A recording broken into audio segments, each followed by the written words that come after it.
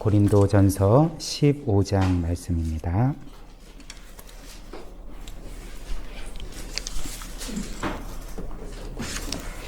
1절부터 11절까지의 말씀을 제가 읽어드리도록 하겠습니다. 형제들아, 내가 너희에게 전한 복음을 너희에게 알게 하노니 이는 너희가 받은 것이요 또 그 가운데 선 것이라. 너희가 만일 내가 전한 그 말을 굳게 지키고 헛되이 믿지 아니하였으면 그로 말미암아 구원을 받으리라.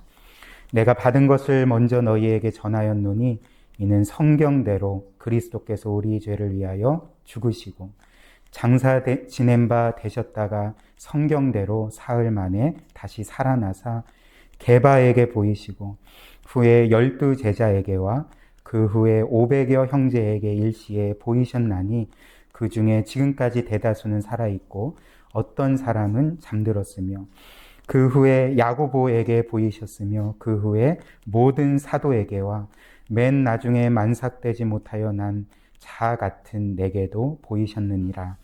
나는 사도 중에 가장 작은 자라.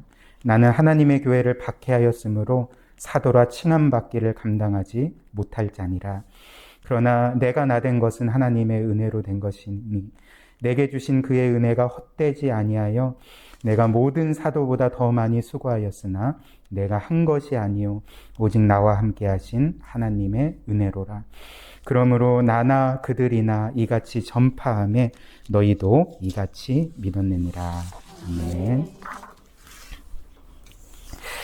우리가 고린도전서 13장을 사랑장이라고 하지 않습니까? 그래서 우리가 잘 알다시피 어떻게 시작하나요? 사랑은 오래 참고, 사랑은 온유하며, 사랑은 무엇 한다라는 그 사랑에 대해서 우리에게 잘 알려주는 고린도전서 13장을 사랑장이라고 한다면, 성경에는 이제 부활장이라고 불리는 성경이 있습니다. 바로 오늘 우리가 읽은 이 고린도전서 15장 말씀이 성경에서 부활장이라고 불리는 것이죠. 왜냐하면 성경 전체에서 이 말씀이 우리에게 예수 그리스도의 부활과 또 우리의 부활에 대해서 어떤 면에서는 가장 상세하게 알려주는 말씀이기 때문에 그렇습니다. 그래서 사복음서의 맨 마지막에 각각 예수님의 부활 사건을 기록하지 않았습니까? 그래서 복음서는 예수님께서 부활하신 그 사건 자체, 팩트를 우리에게 알려준다면 고린도전서 15장 말씀은 예수 그리스도의 그 부활 사건, 그 역사적 사건이 우리에게 어떤 의미를 가지는지, 우리에게 어떤 은혜를 이루었는지를 알려주는 말씀이라 할 수가 있습니다.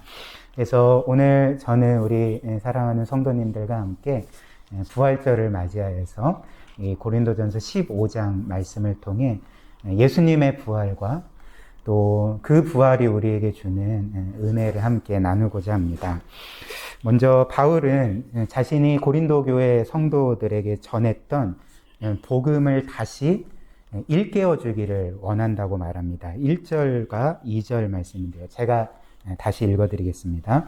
형제들아, 내가 너희에게 전한 복음을 너희에게 알게 하노니, 다시 상기시키기를 원하노니 이는 너희가 받은 것이요 또 그 가운데 선 것이라. 너희가 만일 내가 전한 그 말을 굳게 지키고 헛되이 믿지 아니하였으면 그로 말미암아 구원을 받을 것이다. 이렇게 말합니다. 그렇다면 바울이 고린도 교회 성도들에게 이전에 전했고 이제 지금은 너희가 다시금 기억하기를 원한다. 다시 이 내용을 이해하기를 원한다라는 그 복음의 내용이 무엇이었을까요? 이어서 3절과 4절 말씀에 그 복음의 내용을 이렇게 밝힙니다. 내가 받은 것을 먼저 너희에게 전하였노니 이는 성경대로 그리스도께서 우리 죄를 위하여 죽으시고 장사 지낸 바 되셨다가 성경대로 사흘 만에 다시 살아나신 것이라, 이렇게 말하는 것이죠. 즉 바울이 전한 복음은 무엇일까요? 이제 두 가지 내용인데, 성경대로 예수께서 우리 죄를 위하여서 죽으신 것. 두 번째는 똑같이 성경대로 사흘 만에 무덤에서 다시 살아나신 것. 이것이 바로 이제 복음의 내용이라는 것이죠. 특별히 이 3절과 4절 말씀 보면 바울이 성경대로라는 말을 2번 연속 사용하지 않습니까? 즉 성경대로 죽으셨고 성경대로 다시 살아나셨다 이렇게 말씀을 하는데 여기에서 성경은 구약 성경을 가리키죠. 그래서 하나님께서 구약 성경 가운데 이미 말씀하신 것처럼 이미 약속하신 것처럼 아니 그 구약의 말씀처럼 영원 전에 창세 전부터 이미 하나님께서 계획하신 대로 예수님이 우리 죄를 위하여 죽으시고 3일 만에 다시금 살아나셨다는 것을 이제 강조할 때, 즉 하나님의 그 계획과 주권을 강조할 때 성경대로라는 표현을 썼던 것입니다. 그런데 오늘 우리가 주목할 것은 이렇게 바울이 복음을 말할 때에 설명할 때에 그리스도께서 우리의 죄를 위하여서 죽으신 것만 말하고 있지는 않다는 것이죠. 특별히 이 고린도전서 15장 말씀에서 바울이 강조하는 것은 그리스도께서 죽으셨다가 부활하셨다는 것. 이것을 지금 강조하고 있지 않습니까?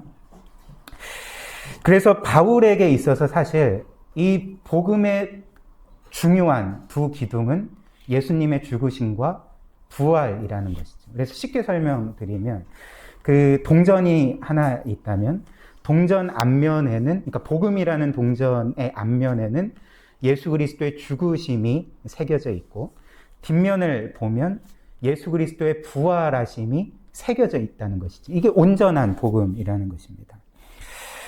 그래서 이런 이유로 사도행전을 보면 우리가 오순절 성령 강림 사건 이후에 사도들이 성령에 충만하여서 복음을 전하지 않습니까? 근데 그들이 늘 복음을 전할 때 어떻게 복음을 전했냐면 예수 그리스도의 죽으심만 전하신 것이 아니라 함께 그리스도께서 부활하셨다는 사건을 선포했던 것이죠. 그러니까 거의 예외 없이 그들이 복음 전할 때 예수 그리스도의 죽으심만 전한 일은 거의 없고 늘 그분의 부활하심을 함께 전했다는 것입니다. 즉 사도들이 전한 복음도 그렇고 초대교회 성도들이 전한 복음도 그렇고 예수 그리스도의 죽으심과 함께 그분의 살아나심, 부활하심을 이제 복음의 메시지, 구원의 메시지로 전했던 것이죠. 그런데 말씀드린 것처럼 사도 바울은 이 고린도전서 15장에서 지금 예수 그리스도의 부활에 대해서 더 강조하고 있는 것이죠. 왜 그럴까요? 당시 고린도 교회 성도들 중에 예수 그리스도께서 죽으셨다는 것은 인정하지만 그분이 다시 살아나셨다는 것을 의심하는 자들이 있었기 때문에 그렇습니다. 12절 말씀 보시면 당시의 상황이 이러했는데요. 12절입니다. 그리스도께서 죽은 자 가운데서 다시 살아나셨다 전파되었거늘 너희 중에서 어떤 사람들은 어찌하여 죽은 자 가운데서 부활이 없다 하느냐. 이런 부활을 부정하는 자들이 있었다는 것입니다. 그리고 사도 바울에게 이는 굉장히 심각한 문제였던 것이죠. 왜냐하면 말씀드렸듯이 복음의 두 기둥, 즉 예수 그리스도의 죽으심과 부활이 온전한 복음인데 그 중에서 예수 그리스도의 죽으심은 인정하지만 부활을 인정하지 않는다면, 부정한다면 마치 복음의 한쪽 기둥이 무너지는 것과 같은 큰 문제가 되었다는 것이죠. 그리고 이는 예수 그리스도에 대한 믿음 자체를 무너뜨리는 큰 문제였던 것입니다. 그리고 일단 예수님의 부활을 부정하는 자들의 주장처럼 만약 예수님께서 다시 죽으셨다가 살아나시지 못했다면, 여전히 무덤 가운데 계셨다면 어떤 문제가 생겼겠습니까? 14절과 15절에서 이에 대해서 밝히고 있는데요. 14절, 15절입니다. 그리스도께서 만일 다시 살아나지 못하셨으면 우리가 전파하는 것도 헛것이요 또 너희 믿음도 헛것이며 또 우리가 하나님의 거짓 증언으로 거짓말쟁이로 발견되리니 우리가 하나님이 그리스도를 다시 살리셨다고 증언하였습니다. 만일 죽은 자가 다시 살아나는 일이 없으면 하나님이 그리스도를 다시 살리지 아니하셨으리라.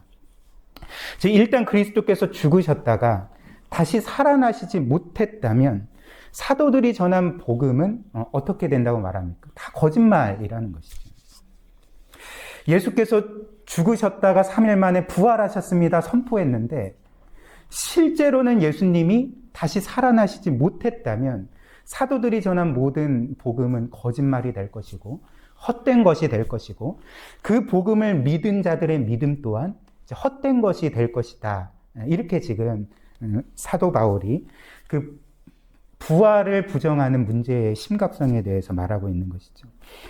또한 바울은 만약 주님께서 다시 살아나시지 못했다면, 만약 여전히 무덤 가운데 계셨다면, 죽은 채, 그렇다면 우리는 여전히 죄 가운데 있었을 거다. 너희는 여전히 죄 가운데 있었을 거다라고 말하는 거죠. 17절입니다. 그리스도께서 다시 살아나신 일이 없으면 너희의 믿음도 헛되고 너희가 여전히 죄 가운데 있을 것이요 라고 말하지 않습니까? 지금 바울은 그리스도께서 다시 살아나시지 못한 그 상황을 가정하면서 만약 그렇다면 너희는 여전히 죄 가운데 있을 거다. 이게 무슨 의미일까요? 우리가 여전히 죄 가운데 있다는 의미는 바로 우리가 여전히 온전한 구원을 받지 못하고 죄와 사망의 권세 아래 거했을 거라는 것이죠. 이처럼 성경은 그리스도의 부활하심과 우리의 죄사함과 완전한 구원을 논리적으로 연결시키고 있습니다. 그렇다면 이 관계, 부활과 우리의 죄 용서와 구원이 어떤 논리적인 관계가 있었을까요? 그러니까 성경에 따르면 예수님의 이 부활이라는 것은 단지 예수님이 죽었다가 살아나신 사건만을 의미하는 것이 아니라 거기 안에 담긴 그 함축적인 의미가 있었던 것이죠. 그러니까 그 의미가 무엇이었냐면 예수님께서 우리를 위하여 행하신 모든 구원의 일, 특별히 그분이 우리의 죄를 짊어지시고 십자가에서 죽으신 일, 이 모든 구원의 일을 성부 하나님께서 완전히 받아주셨다는 것을 바로 예수님을 다시 살리신 그 부활 사건을 통하여서 보여주셨던 것입니다.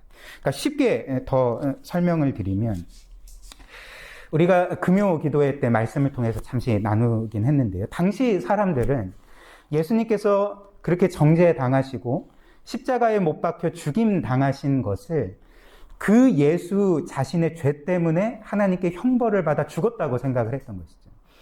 그 예수께서 자신이 하나님의 아들이시고 하나님과 동등된 자라고 마치 주장해서 신성모독을 한 것처럼 사람들이 그렇게 여겨서 저 자가 저렇게 정죄받고 십자가에 처참하게 못 박혀 죽임당한 것은 하나님께 벌을 받은 거다. 하나님께 형벌을 받은 거다라고 생각을 했던 것입니다. 그리고 이는 이사야 53장에 이미 예언된 것이었는데요. 이사야 53장 4절 말씀 보면 우리에게 이렇게 전해주고 있습니다. 그는 실로, 여기서 그는 이제 예수님을 말하죠. 예수님은 실로 우리의 질고를 지고 우리의 슬픔을 당하였거늘 우리는 생각하기를, 그 당시 유대인들이 생각하는 것입니다. 그는, 예수는 자기 죄 때문에 징벌을 받아 하나님께 맞으며 고난을 당한다 하였노라. 이렇게 예언을 했던 것입니다. 그러나 사람들이 자신의 죄로, 신성모독의 죄로 하나님께 벌을 받아 죽었다고 생각했던 예수께서 3일 만에 살아나셨던 것이죠. 그러니까 하나님께서 능력으로 그 예수님을 다시 살리셨던 것입니다. 만약 예수님께서 그 당시 유대인들의 주장처럼 저자는 신성모독의 죄를 지어서 하나님께 벌을 받아 죽은 거야 라고 했다면 하나님께서 이렇게 그의 죄로 인하여서 벌을 받아 죽은 예수 그리스도를 살리시는 일은 없었을 거라는 것이죠. 그러나 하나님께서 예수를 다시 살리신 이 사건은 무엇을 보여주는 걸까요? 하나님께서 그 예수 그리스도를 의로운 자로 선포해 주시는 것이죠. 그리고 예수께서 성부 하나님의 뜻에 전적으로 순종하셔서 하나님이셨지만 사람이 되셔서 이 세상에 오셨고 우리의 모든 죄를 짊어지시고 십자가에서 죽기까지 복종하신 것을 보시고 의롭다 선언해 주신 것, 그리고 예수의 구원이 완전하고 내가 그 구원의 속죄를 완전히 받았노라 선언해 주신 사건이 바로 그리스도를 다시 살리신 부활 사건이라는 것입니다. 그래서 하나님은 예수님을 죽은 자 가운데 살리셨고 더 나아가 하늘 보좌의 우편에 앉게 하셔서 모든 것과 교회를 다스리시는 머리로 세우셨다 말씀하지 않습니까? 에베소서 1장 20절부터 22절이 바로 이것에 대해서 말하고 있습니다. 제가 읽어드리겠습니다. 그의 능력이, 즉 성부 하나님의 능력이 그리스도 안에서 역사하사 죽은 자들 가운데 다시 살리시고 하늘에서 자기의 오른편에 앉히사 모든 통치와 권세와 능력과 주권과 이 세상뿐 아니라 오는 세상에 일컫는 모든 이름 위에 뛰어나게 하시고 또 만물을 그의 발 아래 복종하게 하시고 그를 만물 위의 교회의 머리로 삼으셨느니라. 따라서 하나님께서 예수 그리스도를 살리신 이 사건은 단지 죽은 예수님을 단지 살리신 것을 의미하는 것이 아니라 더 나아가 특별히 우리와 관련해서 하나님이 예수 그리스도께서 이루신 구원을 완전히 받아주셨다. 그 구원을 완전히 받아주셔서 우리를 그리스도의 그 속죄와 완전한 의로움에 의거해서 우리를 구원해 주셨음을 보여주는 하나님의 선포를 할 수가 있는 것이죠. 또한 예수님의 부활은 예수님께서 전하신 복음과 그분의 모든 말씀이 정말 사실이었음을 확증하는 사건이 되었다는 것입니다. 사실 복음서를 보면 주님께서 자신이 죽으실 날이 가까워오자 거듭 제자들에게 가르쳐 주신 바가 무엇이었냐면 그것이 무엇이었을까요? 내가 죄인들을 위해 죽을 것이지만 3일 만에 다시 살아나리라. 그래서 내가 먼저 갈릴리로 가서 너희를 기다릴 것이다 라고 거듭 그분의 죽으심과 부활에 대해서 제자들에게 알려주시지 않았습니까? 그런데 제자들은 어떤 모습이었을까요? 제자들은 예수님께서 잡히시던 그 날 밤에 모두 다 예수님을 배신하고 부인하고 도망갔던 것이죠. 그리고 아마도 성경에 기록되어 있진 않지만 그렇게 도망갔던 제자들은 정말 두려움에 떨면서 나도 잡혀가면 어떻게 하지?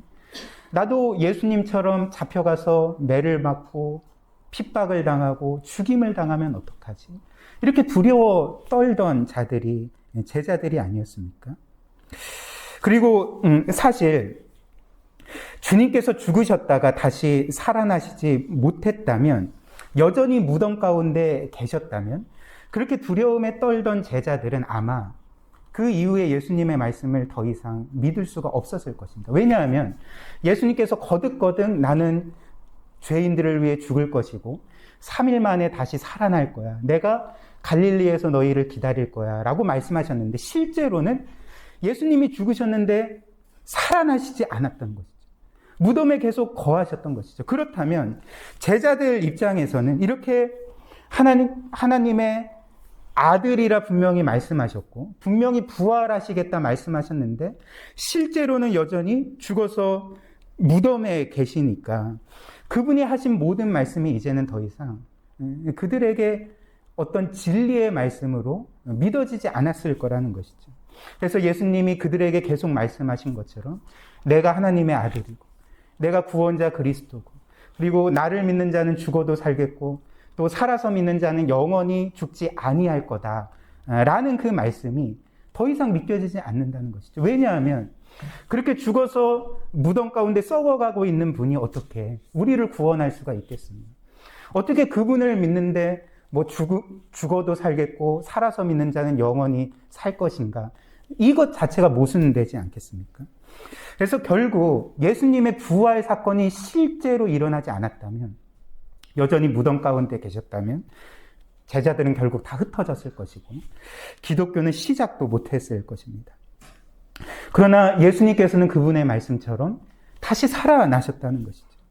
정확히 3일 만에 그분의 말씀대로 다시금 살아나셨고 또 부활하셔서 40일 동안 이 세상에 거하셨는데 많은 사람들을 만나시지 않았습니까? 제자들을 만나시고 그리고 많은 사람들에게 자신의 부활하신 모습을 보여주셨습니다. 이것이 4절부터 6절인데요. 4절부터 6절 우리 같이 읽어볼까요? 장사 지낸 바 되셨다가 성경대로 사흘 만에 다시 살아나사 게바에게 보이시고 후에 12 제자에게 그 후에 500여 형제에게 일시에 보이셨나니 그 중에 지금까지 대다수는 살아있고 어떤 사람은 잠들었으며. 네, 지금 바울은 부활하신 예수님께서 제자들에게 나타나셨을 뿐만 아니라 심지어 500여 형제에게 한 번에 일시에 나타나셨고, 또 그가 말하기를 그 중에 대다수는 지금까지 살아있다라고 말하고 있는 것이죠. 즉 바울의 말에 따르면 당시 예수 그리스도께서 실제로 부활하신 모습을 본 목격자들, 증인들이 여전히 살아 있었다는 것입니다. 함께 신앙생활을 하고 있었다는 것이죠. 그래서 바울의 말의 요지가 무엇일까요? 너희들이 예수 그리스도의 부활을 의심한다면, 믿지 못한다면 얼마든지 마음만 먹으면 부활의 증인을 만날 수 있다. 그들에게 물어볼 수 있다. 그리고 확인해 볼 수 있다라고 지금 주장하고 있는 것입니다. 이는 정말 사실이었는데요.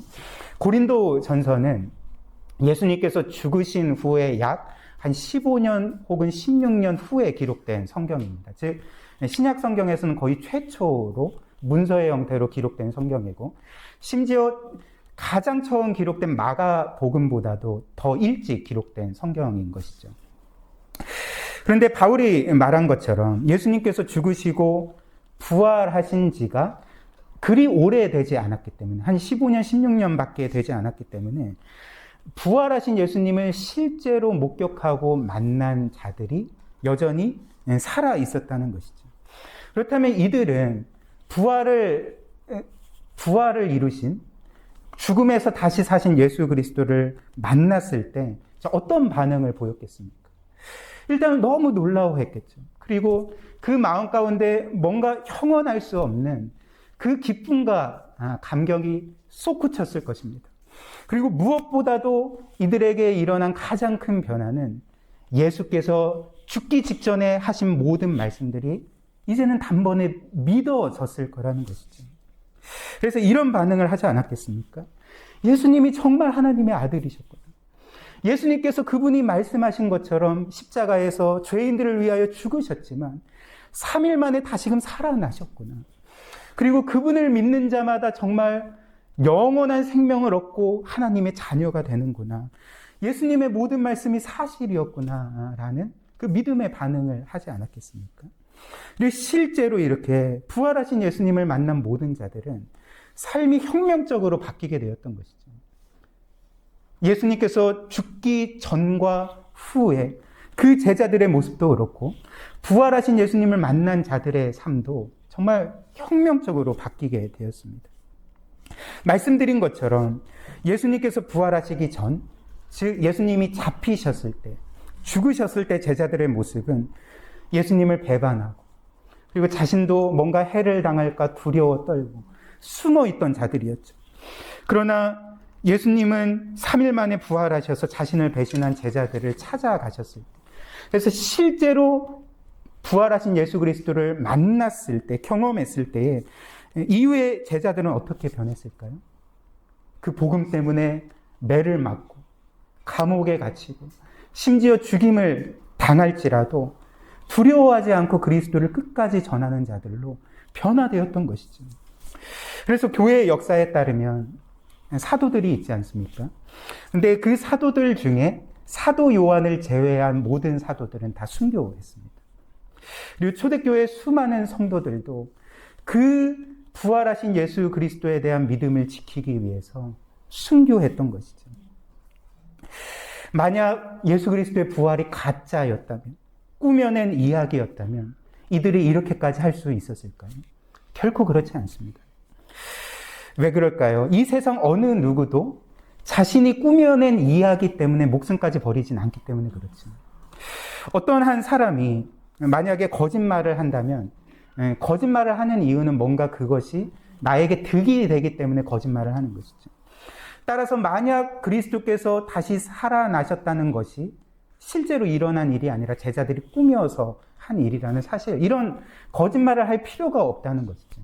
왜냐하면 제자들이 이런 거짓말을 한다는 것 자체가 핍박을 받는 길로 스스로 걸어가는 것과 마찬가지였기 때문에 그렇습니다.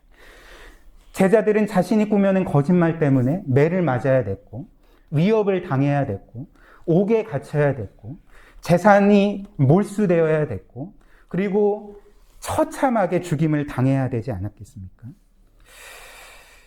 그래서 실제로 사도들과 초대교회 성도들이 이런 일들을 겪으며 살아가지 않았습니까?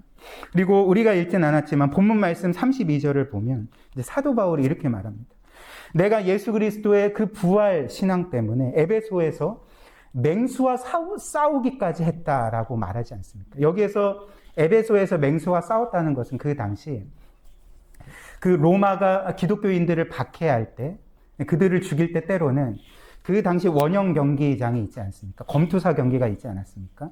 거기에 그리스도인들을 집어넣고 맹수를 풀어서, 그래서 그 맹수에 의해서 처참하게 찢겨 죽임 당하도록 그렇게 박해를 했던 것이죠.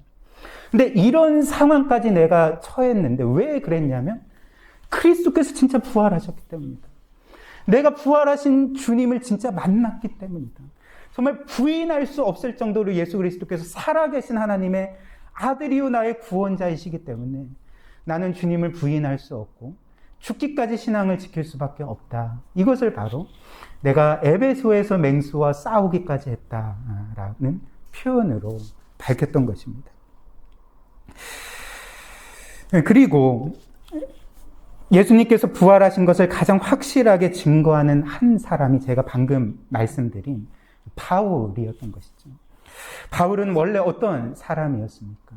바울은 원래 이 세상에서 예수님과 그분을 믿는 자들을 가장 싫어하고 증오하고, 그래서 당시 그의 인생의 최고의 목적 중에 하나는 내가 예수 그리스도를 믿는 모든 자들을 다 박멸하리라, 다 없애버리리라, 이 목적을 가지고 살아갔던 인물이 사도 바울이 아니었습니까?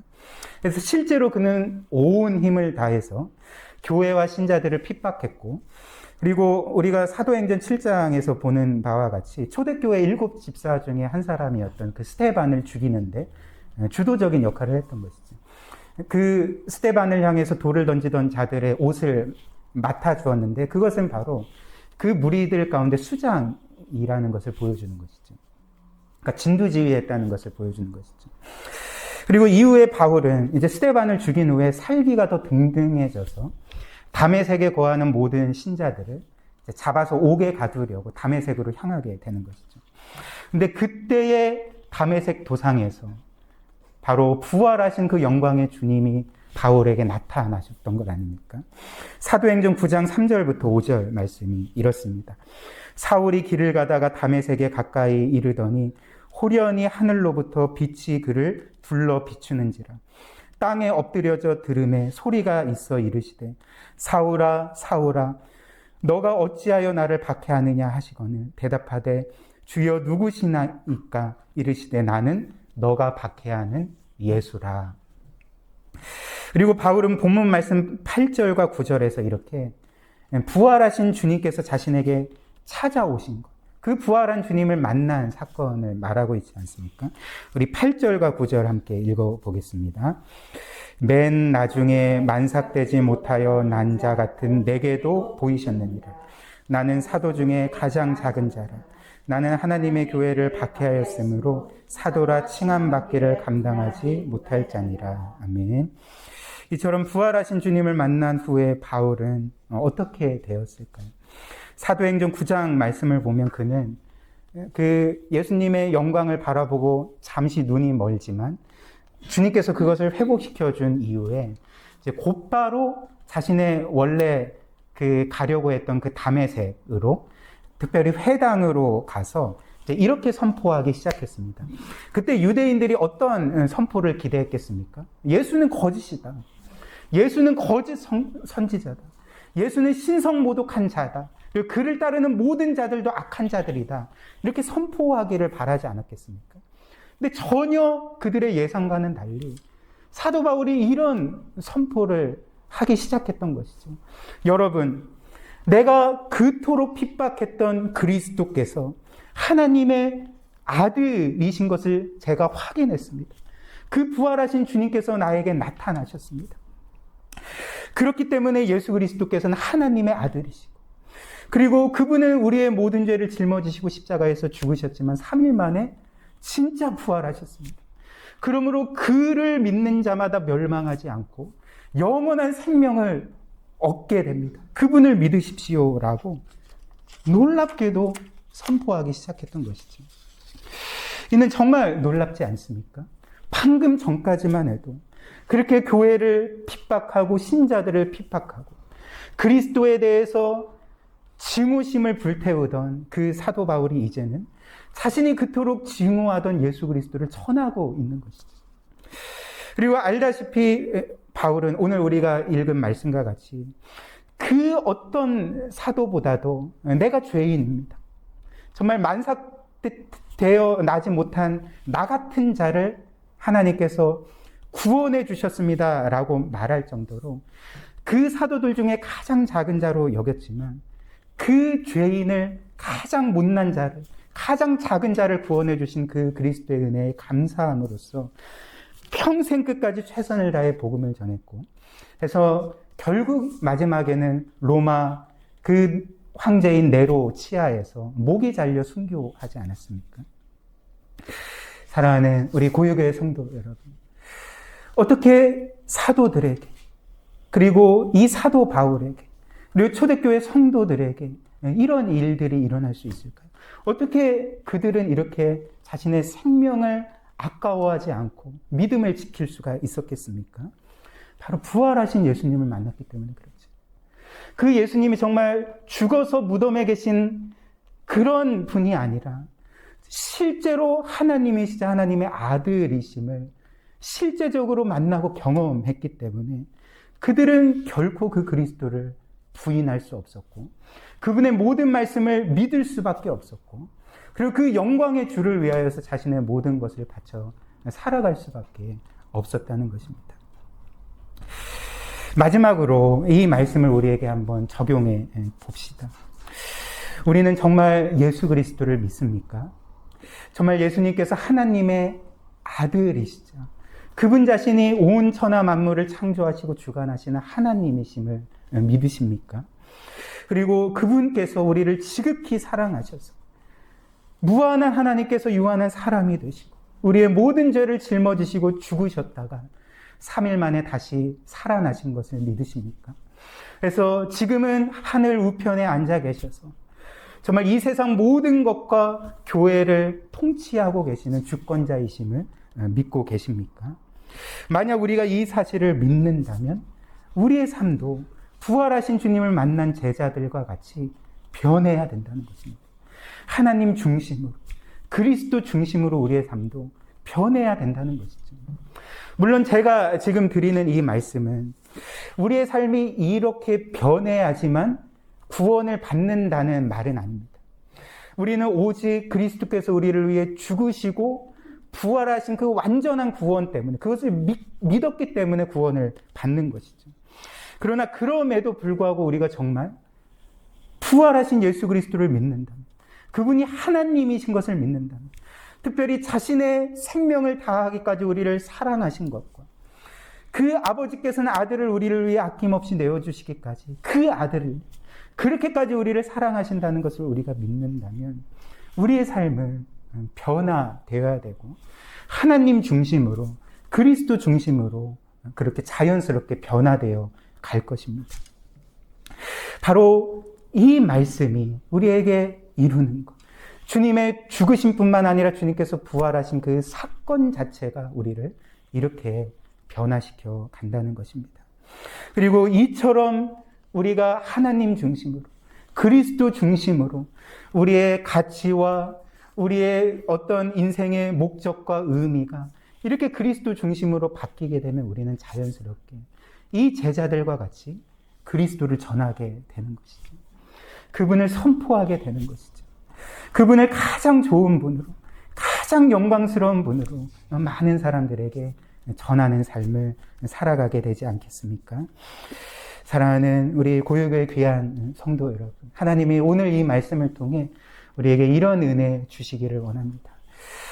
우리는 제자들과 같이 실제로 부활하신 주님을 만날 수는 없지만 성령으로 이미 우리가 그리스도를 믿은 자들이고 그분의 영을 통하여서 언제나 우리와 함께 하시는 분이 바로 부활하신 주님이십니다. 평생 이 부활하신 주님을 믿고 의지하고 그분이 우리에게 베풀어 주신 모든 그 사랑과 은혜에 감사함으로써 주를 위해 살아가는 그런 복된 은혜 우리 모두에게 있기를 주님의 이름으로 축복합니다. 이 시간 우리 말씀 생각하면서 함께 기도하는 시간 갖도록 하겠습니다.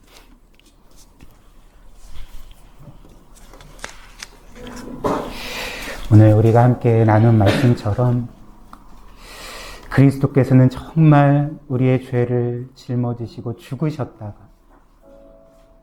성경대로 그분의 말씀대로 3일 만에 살아나셨습니다. 이것은 제자들이 꾸며낸 이야기도 아니고 또 거짓도 아닌 그 어떤 것으로도 바뀔 수 없는 사실이자 진리입니다. 오늘 우리가 설교 막바지에서 적용해 보았던 것처럼 우리는 정말 이 그리스도를 믿습니까? 그리스도께서 우리를 위해 죽으셨고 부활하신 살아계신 그 하나님이심을 우리가 믿고 있습니까? 그리고 정말 우리를 구원하시지 않아도 전혀 상관이 없으셨지만 우리는 하나님께 전혀 보탬이 되지 않는 죄인들이었을 뿐이지만 우리를 지극히 사랑하셨어요. 자신의 생명을 다하기까지 우리를 사랑하시고 우리를 구원하신 그 하나님의 사랑과 은혜를 정말 믿는 자들입니까? 우리가 이것을 믿는다면, 이 복음을 믿는다면 정말 우리의 삶이 변화될 것입니다.